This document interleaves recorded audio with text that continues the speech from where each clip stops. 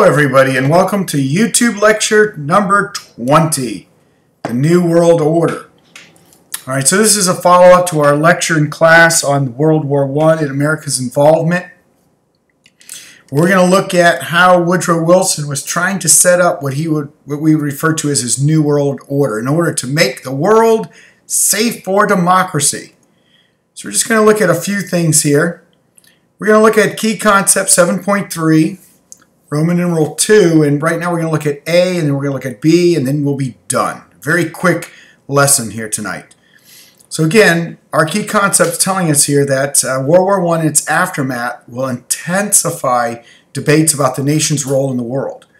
Prior to World War I, the United States is following the leadership of George Washington and remaining neutral in world affairs. Isolationism, and that sort of thing. We stay out of European involvements. But after it, America starts to decide should they take a role or not, and it opens up a lot of debate here in America. Here in letter A, it tells us that after initial neutrality, the nation eventually enters the conflict. Well, why do they do this? Well, Woodrow Wilson calls for a defense of humanitarian and democratic principles. In his war speech, he says, "We must make the world safe for democracy." Now that's April 2nd, 1917. Here we are nearly a year later in January, and he's giving a speech before Congress known as the 14 Points. He will outline 14 points in order to save the world, save Europe from this terrible war, and to establish democracy, and eventually, the 14th point, establish a League of Nations. Now, I'm not going to go over all 14 of them. The first 5 are the more broad in scope that specifically deal with certain things to appeal to many different peoples of Europe. Abolish secret treaties, for instance. A lot of the problems of World War I was the fact that they were in those secret entangling alliances. One of the things to appeal to Germans and trying to get the Germans to stop fighting was point number 2, the freedom of the seas, to be able to trade easily on the high seas and not worry about Great Britain stopping you. Remove various economic barriers. Now, what economic barrier do you think there are in the world? We've been talking about this quite a bit in class. That would be our tariffs, right? Let's lower the tariffs. A reduction of arms, weapons. That would appeal to all people in the world because in order to have a large military that is well prepared and well armed, you need to raise a lot of taxes in order to do this. So if you reduce the production of weapons, you would in theory lower everybody's taxes all over the world. So again, this was to appeal to everybody. 5 was also a very important thing there, adjustment of colonial claims. Wilson was anti-colonial, and he felt that a lot of the colonies needed to go away. They were part of the old world of the 19th century, and we're now in the 20th century, and colonies need to leave. But as I told you in class, a lot of these promises that he's going to make, they're really not going to be fulfilled. Only the 14th one, the League of Nations, will be fulfilled, and even that becomes a problem as well. Because it turns out the United States, even though this is the baby of Woodrow Wilson, the United States will never join the League. And that gets us to key concept 7.3, Roman numeral 2, letter B.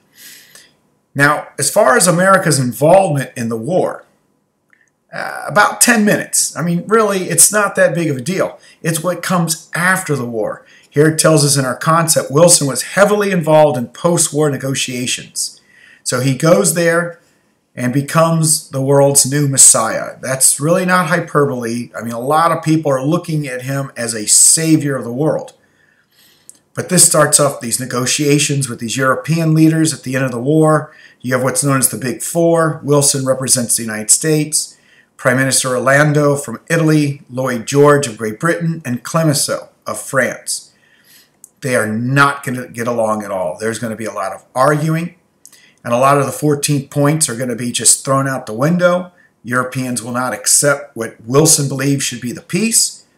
And this starts a lot of problems. He starts arguing more and more and more with the European powers. And eventually he has to give in. And his great dream for a world order, a world safer democracy, starts to go away.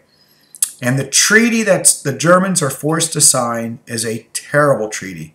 It really winds up it takes land away from the Germans. It forces them to pay billions of dollars in war reparations.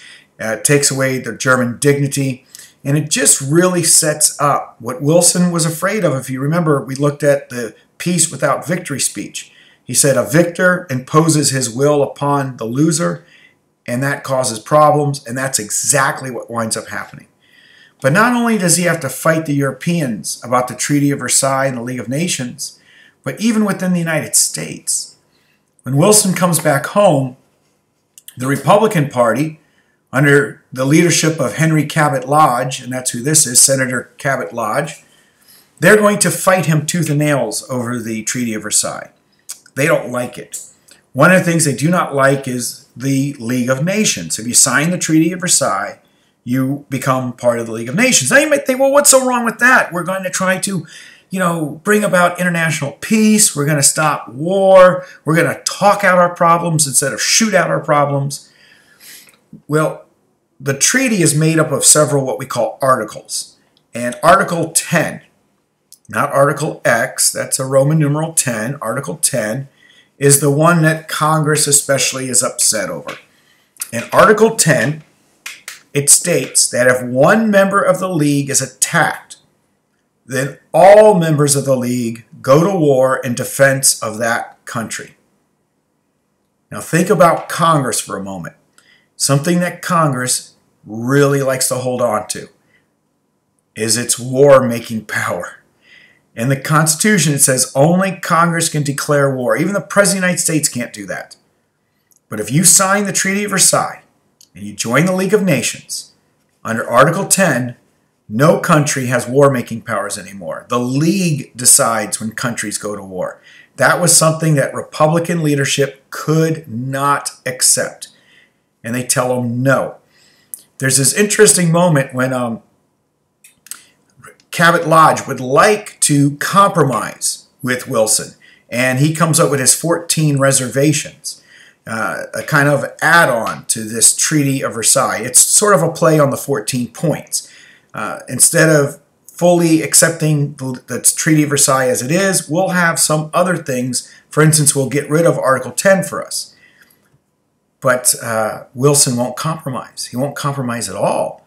And instead, he decides to go on a tour of the United States to tell America why it's important for us to join the League. And in Pueblo, Colorado, September 25th, 1919, while standing on stage and giving a speech, he begins to stumble, he begins to slur his words, and before he can fall down, his aides will grab him, and will come to find out that he suffers from a massive stroke. Now, they'll keep this a secret for the most part. As I told you in class, his wife, Edith Galt, basically becomes the pseudo-president during this time period. But it's during this time period, now the last 18 months of his presidency, that the Republicans and the Senate especially vote down the Treaty of Versailles.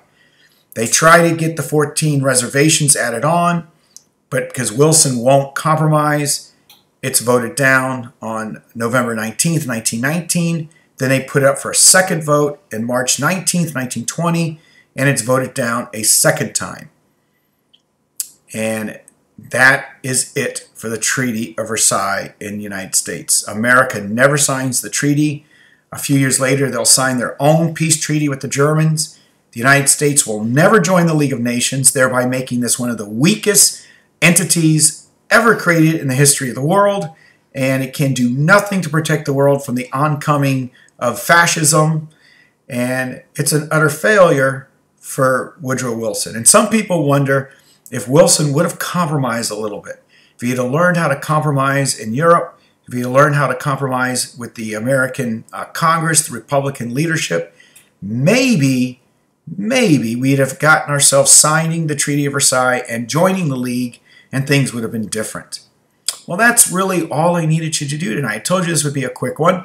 However, this is also covered in our textbook, pages 667 to 681. It's about the United States in World War I. So for further reading and further understanding of this time period, please, please, please just read the book once, please. All right, enough of my begging. All right, guys, have a good night. See you later. Bye-bye.